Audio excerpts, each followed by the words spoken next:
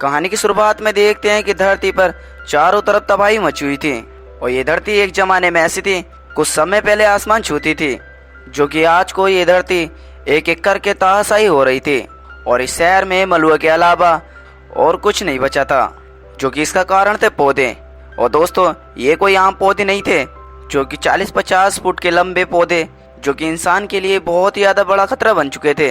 और इसी के कारण ये पौधे धरती पर इस तरीके से बढ़ रहे थे क्या कुछ पूछो मत, जो कि इन पौधों ने धरती का 80% हिस्सा अपने कब्जे में कर लिया था, जो कि इसके जरिए से इंसान और जानवर यानी कि पक्षी तक भी इससे बहुत ज़्यादा परेशान थे। जो कि दोस्तों, हम इसके 2 साल बाद एक नन्ही सी बच्ची को देखते हैं जिसका नाम होता है युआन, जो कि जंगल में अपने एक छोटे से कुत्ते के साथ खेल रही थी।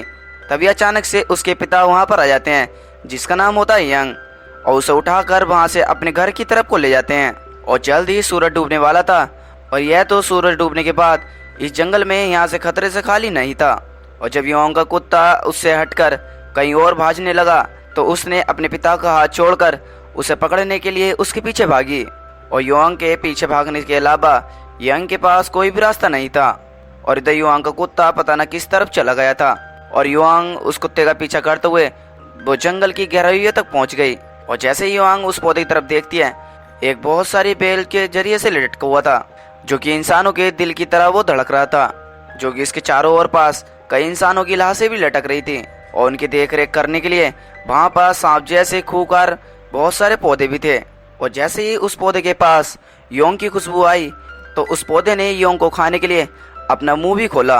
और खुशकिस्मती से यांग ने वहाँ पर आकर योंग की जान बचाई और योंग को अपनी बाहों में भरकर वहाँ से अपने घर को ले जाता है।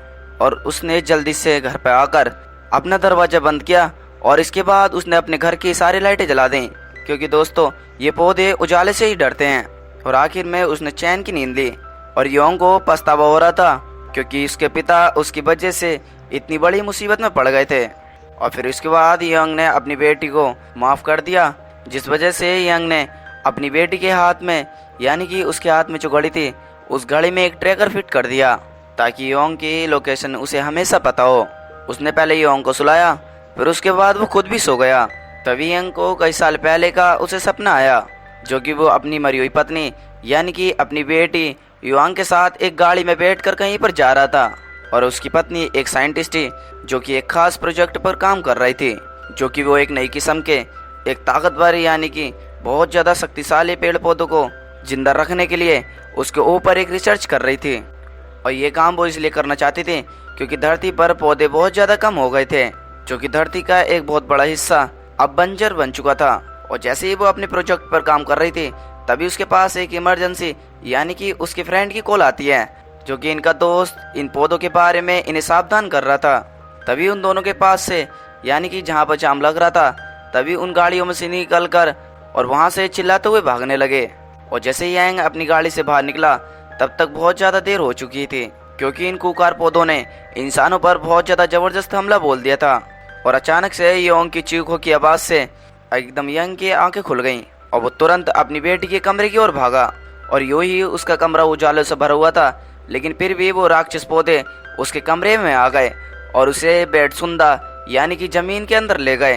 तभी यंग को एक चीज़ का ध्यान आया कि उसने अपनी बेटी की घड़ी में जो एक ट्रैकर लगाया था, वो उस चीज़ से पता लगा सकता है कि मेरी बेटी कहाँ पर है।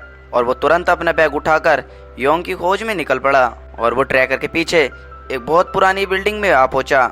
और योंग एक कमरे में बैठी थी जहां पर कि बहुत सारे खतरनाक पौधों ने उसे चारों तरफ से घेर रखा था। और उसके हाथ में एक टॉर्च भी होती है, जो कि अपने आप को बचाने के लिए वो किसी तरीके से उन पौधों से बचने के लिए उन्हें लाइट दिखाकर वो अपने आप को बचा रही थी, लेकिन किसी भी समय पर उसकी बैटरी खत्म हो सकती थी। तभी यंग वहां पर आ जाता है और अपनी टॉर्च योंग के हाथ में फेंकता है। तभी बहुत सारे खतरनाक पौधे योंग को वहीं पर पकड़ लेते हैं और उसने अपना दिमाग लगाकर आखिरकार में उसने एक खिड़की तोड़ डाली, जिस वजह से उस कमरे में धूप आ गई और योंग थक कर यानी कि बेहोश हो गया। और धूप आते ही ये पौधे इधर उधर भागने लगे, क्योंकि ये पौधे धूप से बहुत ज़्यादा डरते थे। और ऐसे यांग कुछ साल पहले का सपना देख रहा था और इधर ये पौधे धीरे धीरे उसे अपनी जकड़ में ले रहे थे। और योंग ने अपने फादर को बचाने के लिए बहुत ज़्यादा कोशिश कर रही थी, लेकिन क्या करें, उस बच्ची के अंदर इतनी ताकत नहीं थी कि वो अपने फादर को बचा सके। तभी थोड़ी देर बाद एक तेज धार वाला ब्लेड आता है और यांग को बचा लेता है। असल में उस बिल्डिंग के अंदर एक फौजियों की यानी कि एक टुकड़ी घुस आई थी और वो फौजी इन पौधों का डट का सामना कर रहे थे। उनकी बंदूक की गोलियां यानी कि उनकी आग उगलने वाली मशीन भी ज़्यादा देर तक उनके सामने टिक नहीं पा रही थी।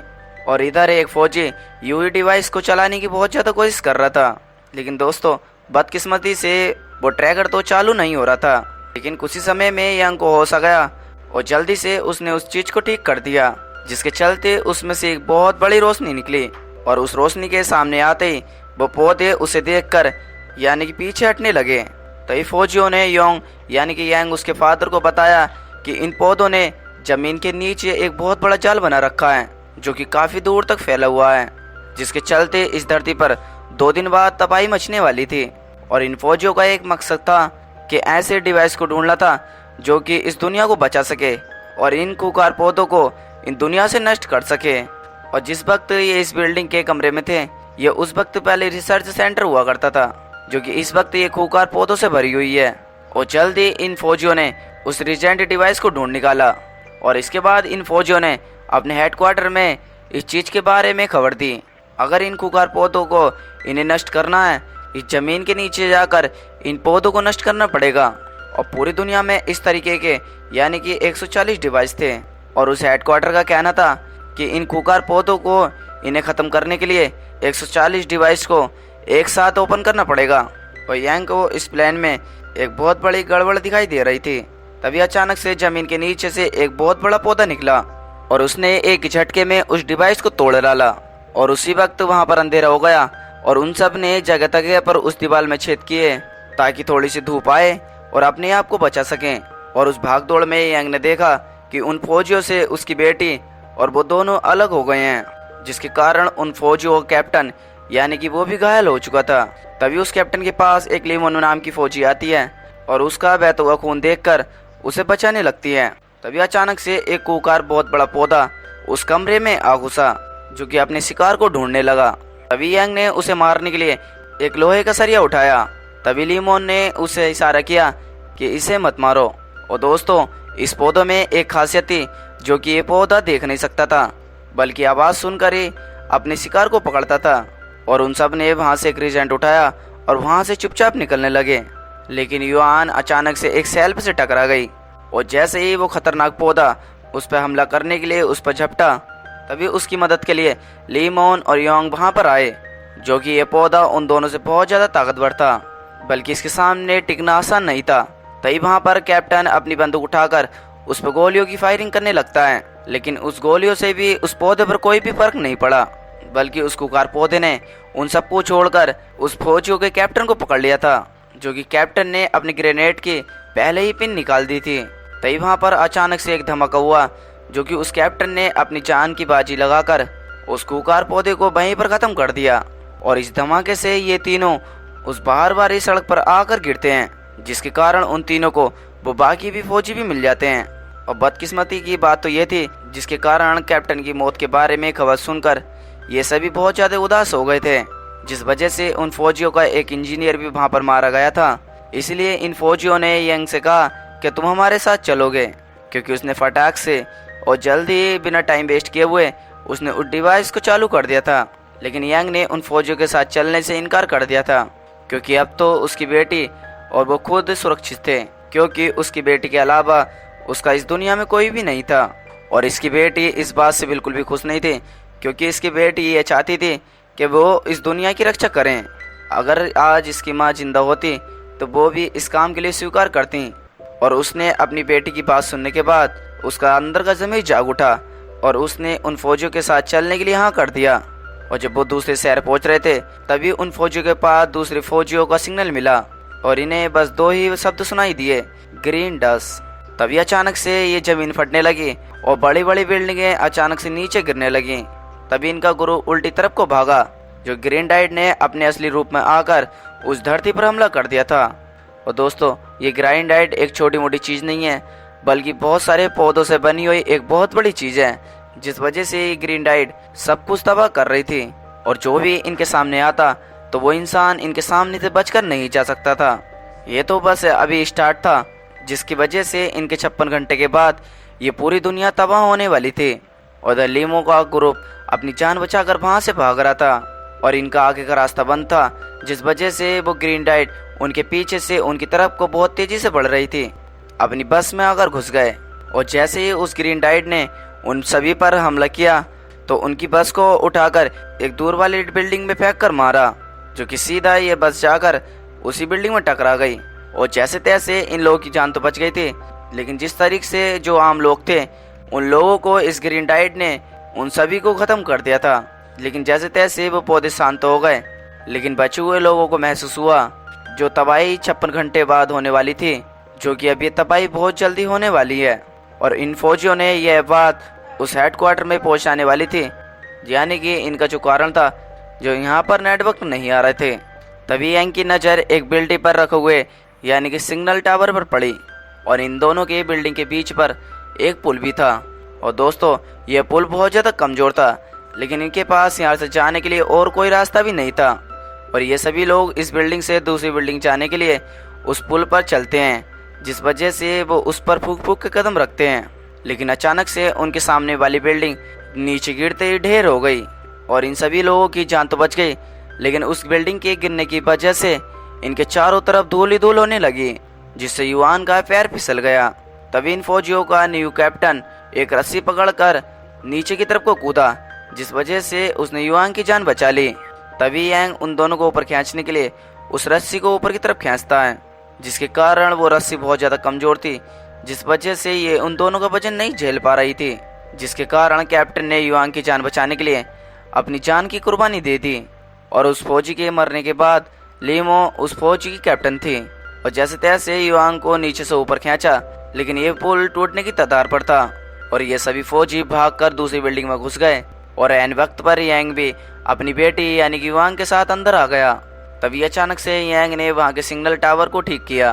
तभी लीमो ने अपने हेडक्वार्टर से बात की और इसके बाद वो इस पूरी दुनिया में यानी कि 140 ग्रुप से जुड़ गए।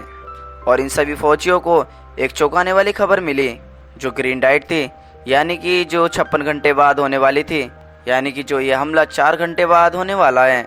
और इसी के जरिए से इन सभी फौजियों को पता चला जो ये ग्रीन डाइट थी, यानी कि एक खास पेड़ पौधों से लदबद थी, जो कि इन फौजियों ने 140 डिवाइसों को इन्हें ब्लास्ट करने का प्लान बनाया था, उसका कोई भी फायदा नहीं होगा और उन्हें इसके मेमोरी पर यानी कि एक खास पार्ट पर हमला करना पड़ेगा ताकि सारी जड़ों का जाल खत्म हो जाए। लेकिन दोस्तों, सबसे बड़ी दिक्कत तो ये थी कि उन सभी को इसका खास पॉइंट तो पता ही नहीं था, जिस वजह से इस मिशन में काफ़ी सारे सैकड़ों फौजी अपनी जान गंवा चुके थे, जो कि इस मोड़ पर इस मिशन को ख़त्म करने के लिए और यांग ने एक भाषण देते हुए इन सभी को मोटिवेट किया। और आखिर में इन्हें 140 ग्रुप ने इस मिशन को ठीक करने के लिए फैसला किया और जल्दी लीमो यानी कि उसकी टीम इस लॉन्च स्टेशन पर आ पहुंची, जहां पर कि उस रेजिडेंट को उसी एक अच्छी जगह पर डाल दिया ताकि उन पौधों की जड़ों को नीचे जाकर उन्हें तबाह कर सके। लेकिन वो सभी क्या जानते थे, क्योंकि उनके आसपास ही ये खतरा मंडरा रहा है और इन फौजियों की हिम्मत टूटने लगी। तभी यांग को एक आइडिया सूझा।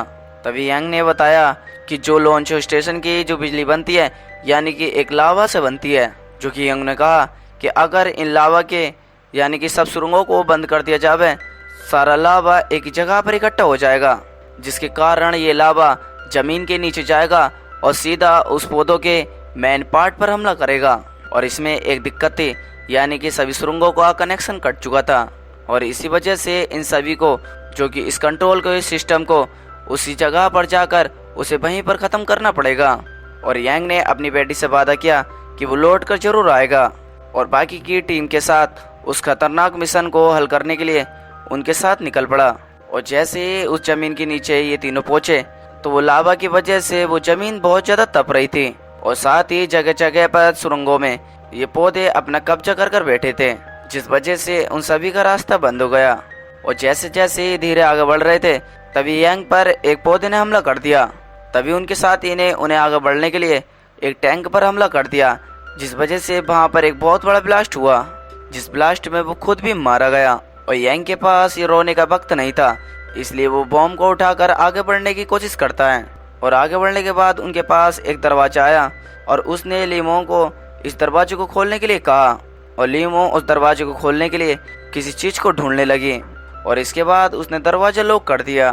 तभी लीमो समझ गई थी कि यांग अपनी जान की बाजी लगाने वाला है, इसलिए उसने यांग को दरवाजा खोलने के लिए कहा और यांग ने अपना फैसला कर लिया था और यांग ने कहा कि तुम मेरी बेटी यानी कि युआन का ख्याल रखोगी। और वो यह बात कहकर आगे बढ़ने लगता है और बाहर के जरिए से यानी कि बाहर जो पौधे निकल रहे थे उनकी वजह से जमीन फटने लगी थी, क्योंकि एक बहुत बड़ी ग्रीन टाइड ने बाहर निकलना शुरू कर दिया था और सभी समझ गए थे कि भाई अब तो मरने का टाइम आ चुका है। और इधर दूसरी तरफ यांग अपनी जख्मी टांग से यानी कि आगे बढ़ रहा था। आखिरकार में वो कंट्रोल सिस्टम पर पहुंचा और उसने बाकी फौजियों से बात की। तभी योंग को अपने फादर के बारे में पता चला कि वो दुनिया को बचाने के लिए अपनी जान को खतरे में डाल रहे हैं। और इधर युआंग रोते हुए उसे वापस आने के लिए कहती है। तभी वहाँ पर बम का टाइम खत्म हुआ और इसी वक्त वहाँ पर एक बहुत बड़ा ब्लास्ट हुआ, जिस वजह से ये सारा लावा एक ही जगह पर इकट्ठा हो गया और लावा की जबरदस्त गर्मी से उन पौधों की मेमोरीन यानी कि पिघलने लगी और आखिरकार में ये सभी जड़ें खत्म हो गईं और जल्दी खतरनाक ये पेड़ पौधे यानी कि जल्दी खत्म हो गए थे। और अंत में धरती पर बचे हुए लोग यानी कि बहुत ज्यादा खुश थे, जो कि इंसानों की प्रजाति खत्म होने से बाल बाल बचे। और उसी वक्त उस धरती पर एक नए समय की शुरुआत हुई और इन फौजियों ने उस धरती को संभाल कर रखने के लिए उन सभी ने कसम खाई। और दोस्तों ये मूवी हैप्पी एंडिंग के साथ यहीं पर ख़त्म हो जाती है। और दोस्तों अगर आपको इस मूवी की एक्सप्लेनेशन थोड़ी सी पसंद आई हो तो इसे लाइक करके चैनल को सब्सक्राइब कर देना और ऐसे ही मैं आपको इंटरेस्टिंग वीडियो लाता हूँ। तो के लिए till then take care, love you, bye bye.